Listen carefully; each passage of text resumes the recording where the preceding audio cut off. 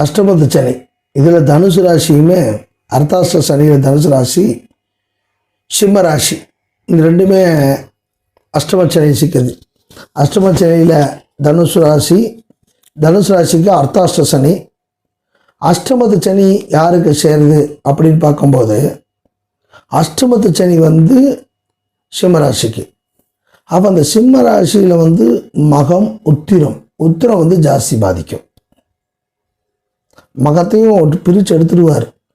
அதாவது சிம்மராசி பூர்ண சித்திரத்தில் இருக்கிறவங்க, நல்ல ஹை பொசிஷனில் இருக்கிறவங்க எல்லாத்தையும் குழப்பிட்டுருவார் இப்போ சனீஸ்வரன்.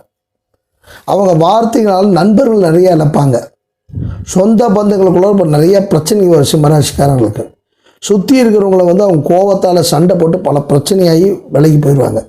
அதே நேரத்தில் பாதி தான் தனுசு ராசிக்கு வரும்.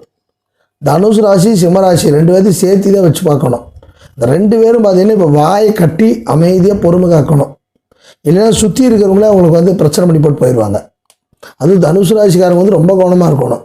தனுசு ராசிக்காரங்களுக்கு இப்போ வாகனத்தில் விபத்துக்கள், சிம்மராசிக்கு வாகனத்தில் விபத்துக்கள், ஆப்ரேஷன்ஸ் கண்டங்கள், பல்வேறு குழப்பங்கள் ஏற்படும்.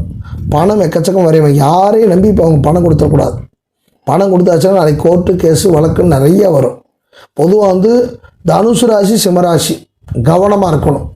காரணம் தப்பினால் மரணம் அப்படிங்கிற மாதிரி 7.5 சனி கூட மோசமானது அர்த்தாஷ்டம், அஷ்டமம்.